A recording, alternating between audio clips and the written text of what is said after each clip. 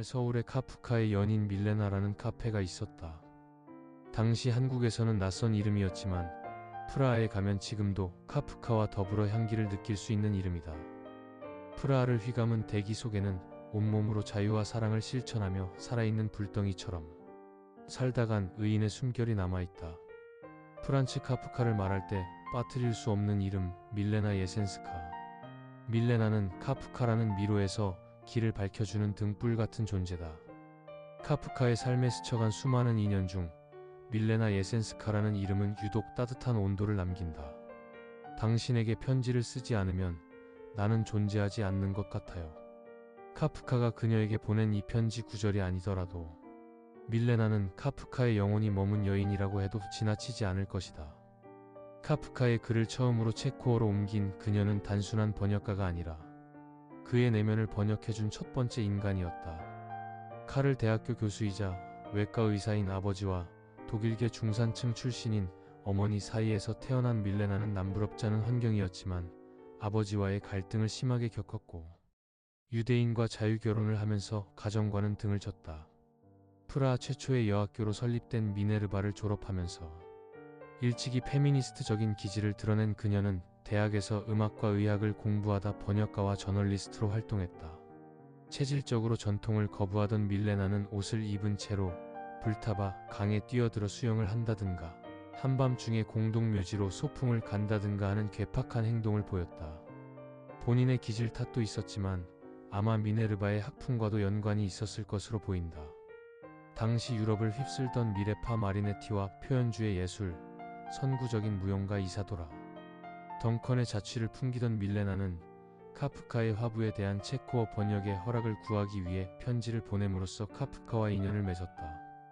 그녀의 번역은 카프카의 작품이 최초로 외국어로 번역된 사례가 되었고 이 편지 한 통은 시간과 공간을 초월하는 예술의 역사가 되었다.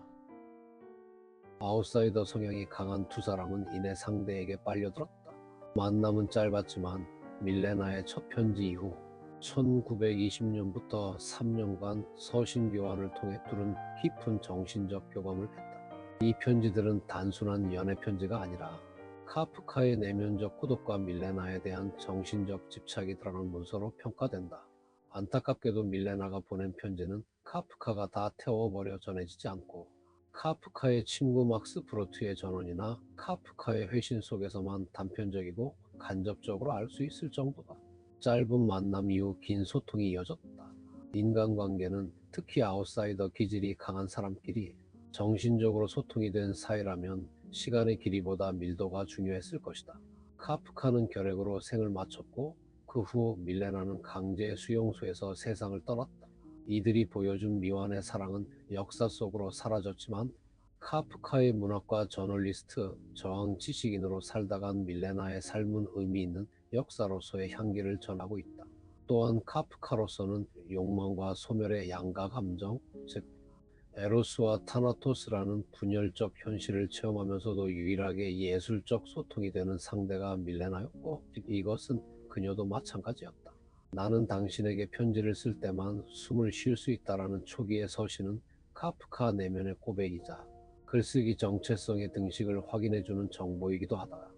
동시에 그 무렵에 당신은 내 안에서 스스로를 베어넣는 칼, 그것이 사랑이다라는 구절은 사랑을 상처로 표현하는 카프카식 자기 분열과 앰비밸런스의 언어로 볼 수 있고 이런 시각은 당신의 모든 존재는 우리의 만남이 불가능함을 증명한다라는 구절이다. 우리의 편지는 다리를 놓는 것이 아니라 심연을 드러낸다에서도 확인할 수 있다. 이것은 본질에 대한 차가운 통찰이자 연결보다 거리를 의식하는 카프카의 언어일 수도 있다. 밀레나의 편지를 모두 불태운 것도 아마 타인에게 내면과 감정, 관계의 흔적을 읽힐까봐 두렵기 때문이었을 것이다. 막스 브로트는 밀레나를 만난 것을 회고하면서 카프카 전기에서 그녀와의 대화를 소개하고 있다. 그 대화에서 밀레나는 이렇게 말한다.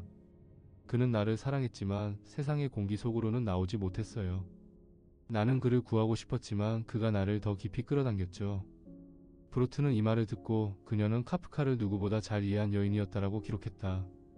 미발표된 유고를 모두 불태워달라는 카프카의 유언을 무시하고 속속 발표함으로써 그의 이름을 세상에 알린 브로트와 밀레나는 카프카 연구에서 빼놓을 수 없는 존재다. 세 사람의 관계는 카프카의 내면 세계를 외부에 전한 사슬이었다.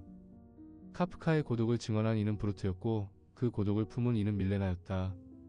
당신이 내 글 속에서 자신의 외로움을 보았다고 썼죠라는 카프카의 편지 구절로 볼 때, 또 이 뒤에 그때까지 쓴 자신의 일기를 밀레나에게 넘겨준 사실로 미루어 볼 때, 두 사람은 단순한 이해를 넘어 아웃사이더의 정체성을 공유한 존재라고 할 수 있다.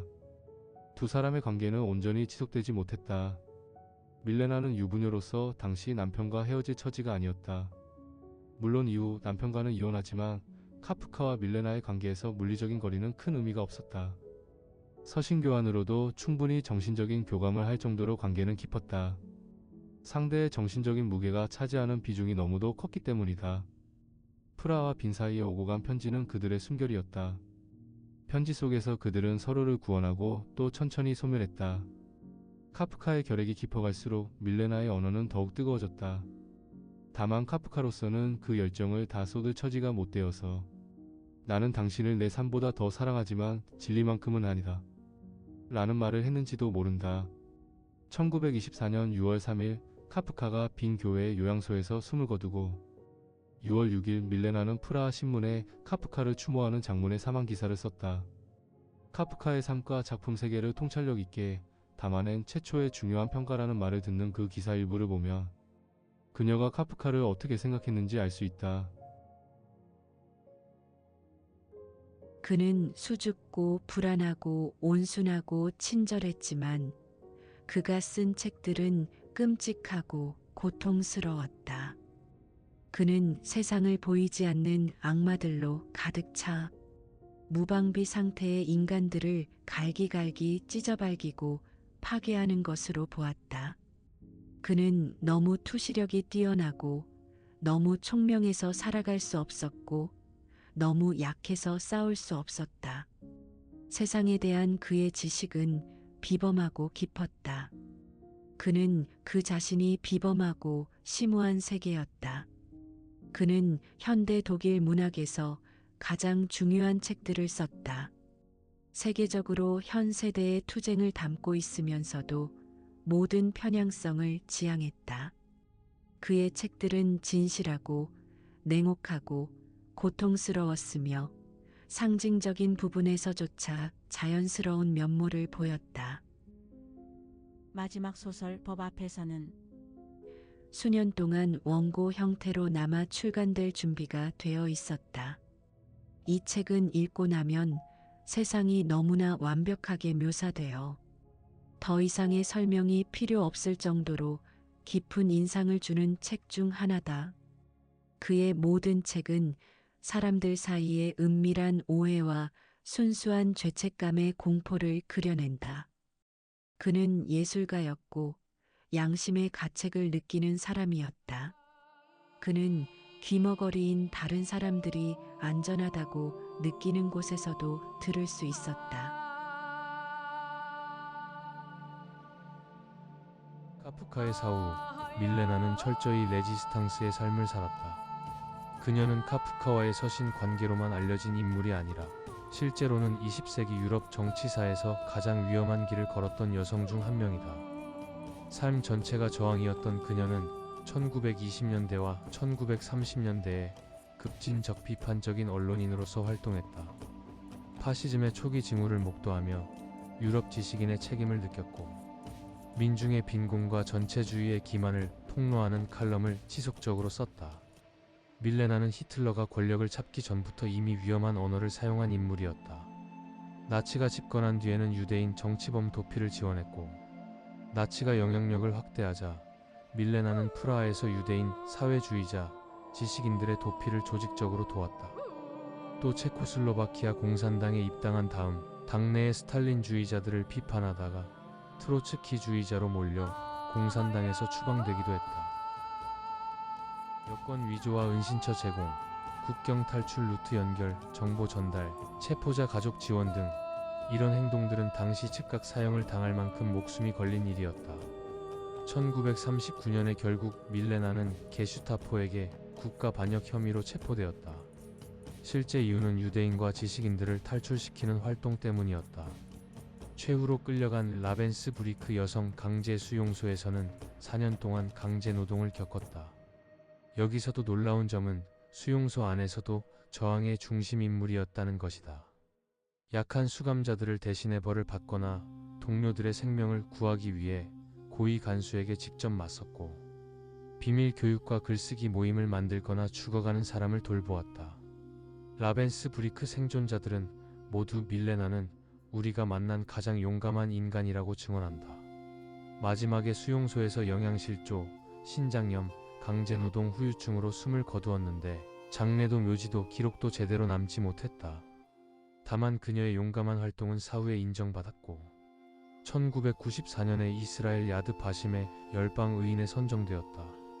이러한 저항 활동으로 볼 때 카프카가 사랑한 것도 문학적 감수성뿐 아니라 의를 위해 투쟁하는 남다른 정의감도 한 가지 이유였을 것으로 보인다.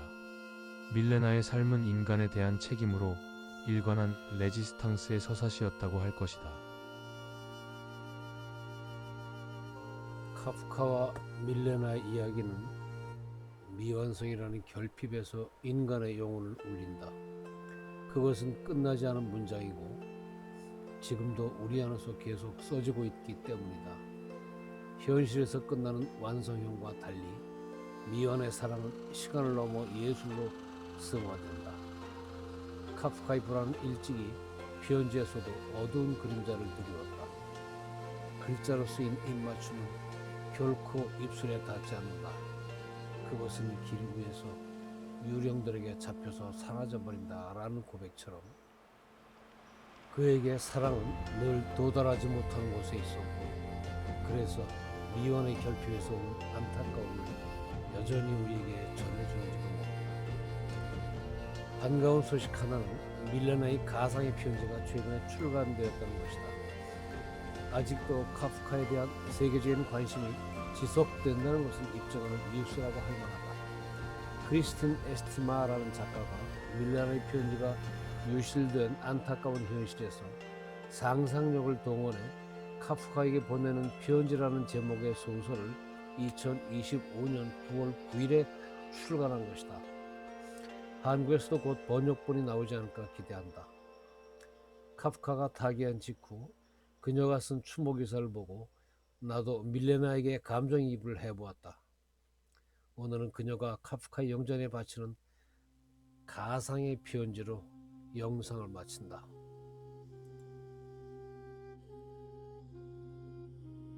프란츠, 당신이 말하던 불안의 근원은 이제야 조금 이해됩니다. 우리는 서로를 구할 수도 파괴할 수도 없었죠. 그래서일까요?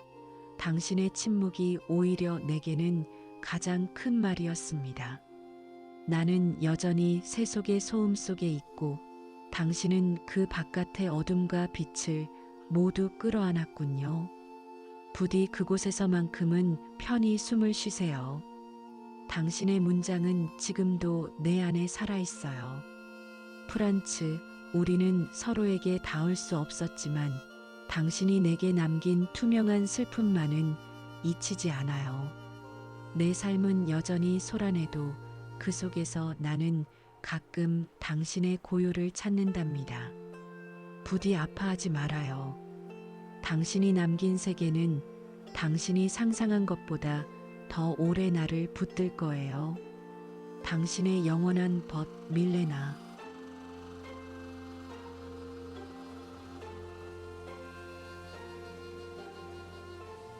이상 바가본도의 지구촌 문학기행이었습니다.